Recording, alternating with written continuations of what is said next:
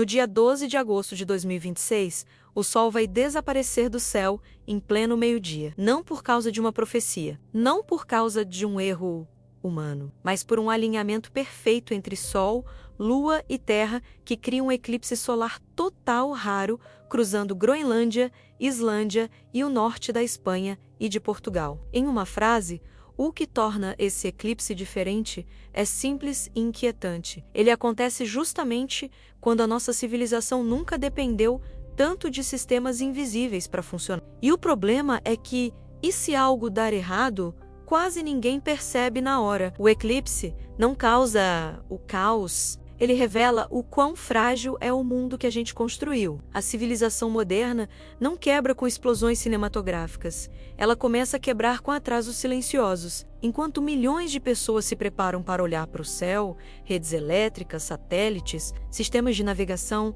hospitais, aviões e bancos vão estar sendo testados ao mesmo tempo. E quase ninguém sabe que esse teste existe. Agora imagina você lá, norte da Espanha. O dia começa normal, céu limpo, estradas cheias, óculos especiais na mão. De repente, a luz começa a mudar, as cores ficam estranhas, como se alguém estivesse baixando o brilho do mundo inteiro. O sol desaparece atrás da lua, surge o sol negro, com a coroa brilhando ao redor. É lindo, é histórico, mas é exatamente aqui que começa o risco silencioso. Enquanto você aponta o celular para o céu, algo estranho acontece aqui embaixo. A internet fica lenta, a foto não sobe, a mensagem demora. GPS do carro gira tentando se localizar. Parece só mais um bug comum.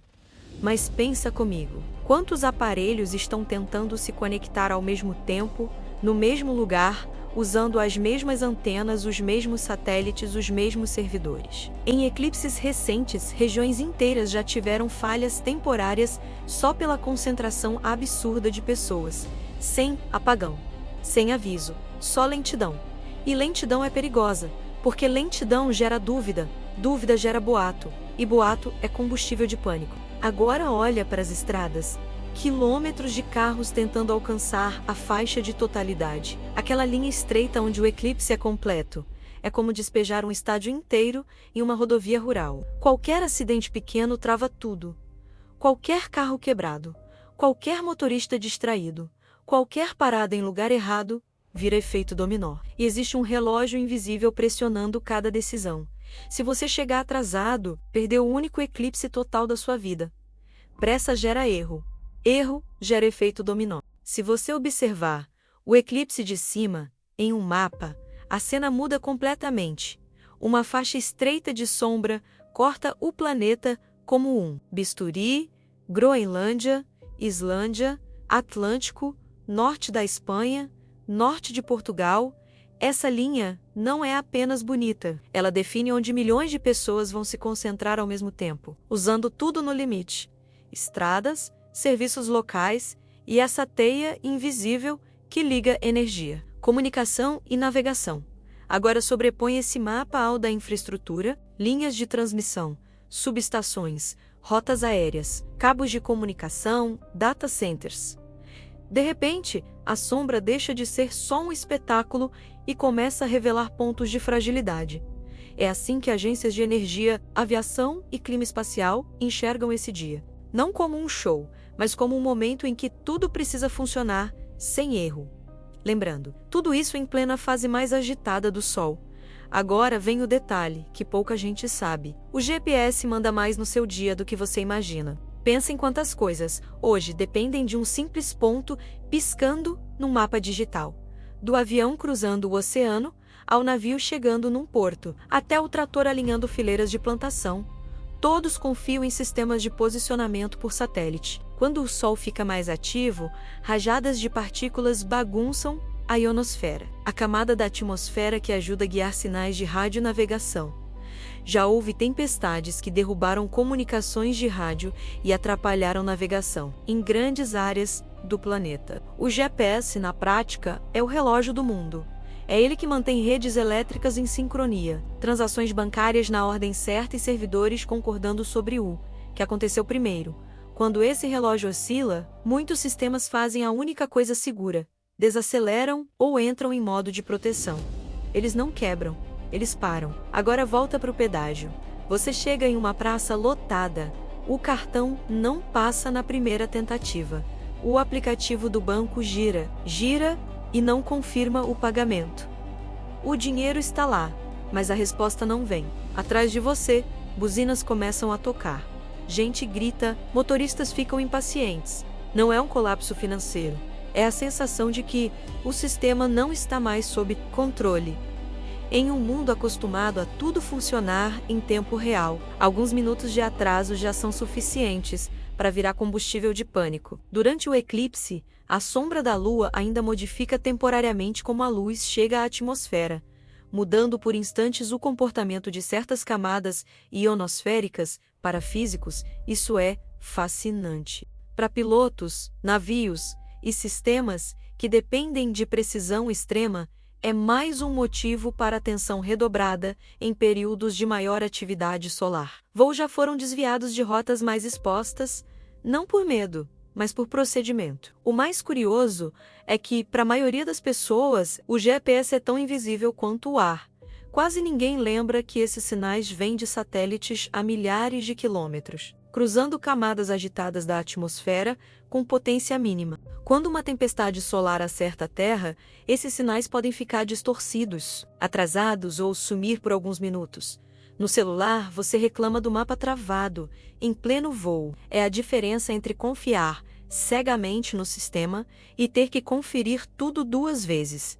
Se você já viu filme em que o avião perde instrumentos no meio de uma tempestade, sabe o clima de tensão que essa ideia provoca. Na vida real, existem camadas de redundância e protocolo, mas o fato de o eclipse de 2026 coincidir com a fase mais agitada do Sol coloca um tempero extra nessa história, e isso é só uma peça do quebra-cabeça. Por quê? Se um simples atraso no GPS já é um problema, o que acontece quando olhamos para o sistema mais sensível de todos, a rede elétrica que mantém tudo ligado? A rede elétrica funciona como um organismo vivo, gigantesco. Linhas de alta tensão cruzam continentes como artérias.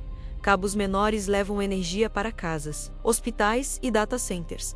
Em dias normais, esse sistema precisa equilibrar, a cada instante, quanto entra e quanto sai. Durante tempestades solares fortes, correntes elétricas podem ser induzidas diretamente nas linhas de transmissão, como se alguém empurrasse energia extra em fios que já estão no limite. Relatórios oficiais mostram que, em um cenário extremo, transformadores pesados podem ser danificados e blackouts regionais de algumas horas são possíveis até a rede se estabilizar. No dia do eclipse, não é a sombra da Lua que causa isso, é o contexto. Cidades lotadas, consumo alterado, atenção geral voltada para o céu. Se, nesse cenário, uma tempestade solar mais forte atingir a Terra, operadores de rede lidarão ao mesmo tempo com oscilações vindas do espaço e com um padrão de uso fora do normal. Aqui embaixo, eles acompanham índices geomagnéticos, redistribuem carga, adiam manobras arriscadas e fazem de tudo para que falhas isoladas não virem quedas em cascata. Existe uma palavra que assusta qualquer engenheiro. Black Start é o processo de religar uma grande rede elétrica após um colapso. Não é apertar um botão, é reacender o sistema aos poucos, em uma ordem exata, como acender uma cidade fósforo por fósforo, em um dia de estradas cheias, hospitais sobrecarregados e milhões de pessoas longe de casa. Um Black Start numa região importante seria um pesadelo logístico. Pensa na sensação quando falta luz só no seu bairro por algumas horas. Geladeira desligada, Wi-Fi morto, celular ameaçando ficar sem bateria. Agora amplia isso para uma região inteira, com hotéis cheios, rodovias travadas e gente tentando voltar para casa no escuro. Mesmo que as empresas de energia façam de tudo para evitar, o fato de existirem estudos completos sobre danos em transformadores e blackouts temporários em cenários de supertempestade mostra que esse risco é levado bem a sério. Enquanto isso, muito acima das nuvens, um enxame de satélites trabalha sem descanso. Eles fornecem internet via satélite, ajudam nas comunicações, monitoram o clima, sincronizam relógios de sistemas críticos e alimentam serviços de navegação. Todos dependem de eletrônica sensível e painéis solares expostos diretamente à radiação do Sol em períodos mais agitados. Partículas energéticas e variações no vento solar podem forçar esses sistemas a entrar em modo de proteção. Eles não quebram, eles param. E quando param, serviços degradam. Internet via satélite fica instável, comunicações ficam lentas, transmissões travam. Para quem está em casa, é só uma mensagem de sem conexão. Para quem depende disso, é isolamento real. Pensa em satélites como lanternas suspensas no escuro, todas apontadas para o planeta. Se algumas precisam ser apagadas para se proteger, pedaços do mundo ficam em penumbra digital. Enquanto você vê um show no céu, outras pessoas veem uma lista de coisas que podem dar errado ao mesmo tempo. Existem salas aqui na Terra que viram verdadeiros observatórios de risco, em centros de monitoramento de clima espacial. Telas gigantes mostram imagens do Sol, gráficos de vento solar, mapas de campo magnético da Terra e previsões de tempestades. Existe previsão do tempo espacial. Os alertas chegam primeiro para quem controla energia e satélites, justamente para que ajustes sejam feitos antes que o público perceba. É isso que impede pequenas perturbações de virarem crise em cascata. A maioria das pessoas nunca vai entrar num lugar desses, mas as decisões tomadas ali influenciam desde a rota do avião em que você viaja, até a forma como a companhia elétrica do seu país decide operar uma linha sensível em determinado dia. E tem um motivo para isso, já está escrito nos documentos mais sérios do planeta, em vários países. O clima espacial aparece em relatórios oficiais ao lado de grandes enchentes, terremotos ou pandemias, como risco capaz de causar impacto sério em tecnologia crítica. Quando o eclipse de 2026 chegar, telescópios amadores vão estar apontados para o céu, mas quem cuida da infraestrutura do planeta olhará para gráficos. Agora volta para o chão. Imagina pequenas cidades da Islândia e do norte da Espanha e de Portugal, acostumadas a uma rotina tranquila, de repente se tornando o centro do mundo por um dia. Hotéis esgotados, casas alugadas, estacionamentos virando acampamentos improvisados, estradas rurais recebendo fluxo de feriado nacional. Em eclipses anteriores, motoristas ficaram horas parados para percorrer poucos quilômetros, quando milhões de pessoas decidem estar na mesma faixa estreita do planeta, na mesma hora, o sistema de transporte entra no limite. Um engavetamento simples, um carro parado no acostamento, um erro de rota, tudo vira gargalo. E ainda tem um fator psicológico. Ninguém quer perder a totalidade. Se o trânsito para, se o céu ameaça fechar, as pessoas ficam ansiosas, impacientes, tomam decisões apressadas. Já houve relatos de gente parando em acostamentos perigosos, estacionando em curvas, invadindo propriedades particulares para tentar um local melhor de observação. Agora mistura isso com redes móveis saturadas. Todo mundo quer postar foto, fazer live, mandar mensagem. Antenas projetadas para a população local começam a operar no limite. E, em muitos casos, o sinal simplesmente cai ou fica tão lento que se torna inútil. Para quem só quer mostrar o eclipse, é irritante. Para quem precisa ligar para uma emergência, pode ser crítico. Isso é só a camada visível. Por trás das multidões e dos carros, existe toda uma infraestrutura de semáforos, pedágios, câmeras e sistemas de monitoramento que também dependem de energia estável e comunicação confiável. Se estradas e cidades já ficam nesse estado apenas pela concentração de curiosos, fica a pergunta: o que acontece se, nesse mesmo dia, a Terra for atingida por um evento de clima espacial um pouco mais forte do que o normal? E é aqui que tudo pode sair do roteiro. Agora entra em cena um hospital em uma dessas cidades na faixa de totalidade. Em dias normais, ele já vive cheio. No dia do eclipse, tem mais gente na cidade, mais carros na estrada, mais chances de acidentes e maus súbitos. Qualquer oscilação de energia, por menor que seja, faz geradores dispararem, monitores apitarem, equipes técnicas correrem pelos corredores. Se ao mesmo tempo a rede móvel estiver saturada, piora. Chamadas para emergência não completam na primeira tentativa. Ligações caem. A localização por GPS demora a atualizar. Para quem está em casa, isso é um incômodo. Para quem está na estrada, Ao lado de alguém machucado, cada segundo vira um peso. Por isso, autoridades de saúde e defesa civil tratam o dia do eclipse como um evento de risco aumentado, como um grande festival ou um jogo decisivo.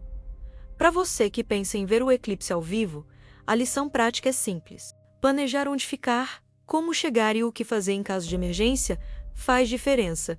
Saber onde está o hospital mais próximo, combinar pontos de encontro, levar água, comida, bateria extra, em ciência, em segurança e em clima espacial. A diferença entre pânico e preparo. Muitas vezes é a informação que você tem antes do problema aparecer. E é nesse contraste entre espetáculo e vulnerabilidade que o eclipse de 2026 fica mais interessante, enquanto muita gente vai guardar apenas a lembrança do céu escuro e da coroa brilhante. Quem olhar um pouco mais fundo vai enxergar um planeta sendo testado, estradas, hospitais, redes elétricas, satélites, sinais de rádio, o GPS e até o comportamento dos animais. Quando a sombra do eclipse total avança, não são só as pessoas que estranham. Animais reagem imediatamente à mudança brusca de luz e temperatura. Pássaros param de cantar, galinhas voltam para o poleiro, rebanhos se juntam inquietos como no final do dia. Cães e gatos também mudam. Alguns ficam agitados, outros ficam imóveis, atentos. O silêncio súbito, quebrado só por murmúrios humanos, cria uma atmosfera estranha. O cérebro sabe que é um fenômeno astronômico. O corpo reage como se algo fundamental tivesse saído do lugar. Por milhares de anos, o sumiço do Sol significou perigo. Mesmo hoje, com toda a ciência, essa memória permanece. Cientistas aproveitam esses momentos para aprender. Em eclipses, já usaram gravadores em florestas, sensores em rebanhos, medidores de luz em ambientes naturais para entender como as espécies respondem a uma mudança tão rápida. O eclipse de 2026 será mais uma oportunidade única de ver a natureza reagindo à escuridão repentina. Se você conseguir ver o eclipse em um lugar mais natural, vale observar não só o céu, mas o entorno. Os pássaros somem, os cães mudam o latido, o som do ambiente fica diferente.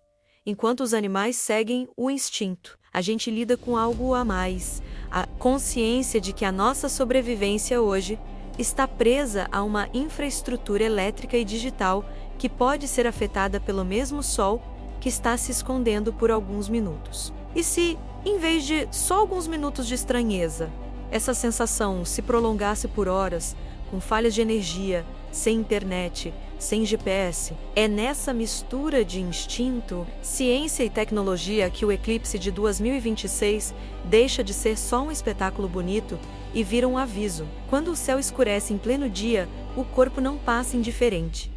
A queda rápida de luz e temperatura mexe com o relógio interno. Algumas pessoas relatam tontura leve, arrepio, coração acelerado, ansiedade que não conseguem explicar. É como a sensação de uma cena de suspense, em que você sabe que algo grande vai acontecer, mas não sabe o que do ponto de vista do cérebro. Faz sentido. Ele gosta de padrões, manhã, tarde, noite. O eclipse quebra essa sequência. De repente, em pleno meio-dia, o mundo se comporta como o fim de tarde em velocidade acelerada. Sombras se alongam. O horizonte muda de cor, a temperatura cai em minutos. Ao longo da história, povos diferentes viram eclipses como sinais dos deuses, maus presságios, momentos de virada.